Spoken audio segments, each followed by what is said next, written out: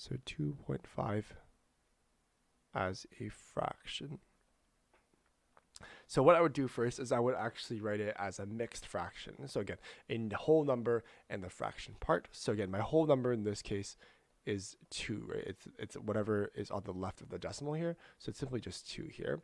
And then 0.5 is simply just 5. It's half of something, or 5/10 or something, right? So as decimal place, because it's in the 10th place, which means my denominator here would be 10, and then I would have whatever the numerator is, just a number here. So it's just this 5 here, right? So if 2 5/10 would be in a mixed fraction here.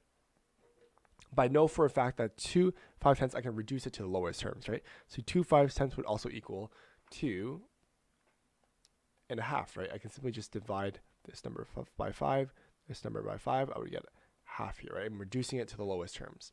So if 2 1/2 would be my fraction, and if I were to convert this to an improper fraction, so this here is a mixed fraction.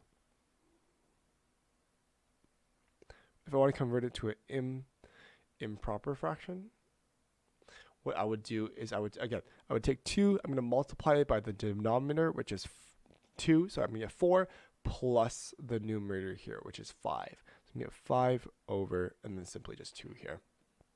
So 5 over 2 is 2 1/2 in fractions. And this solution here is correct here. Fraction form of 2.5 is 5 over 2. Solution is correct. Good explanation.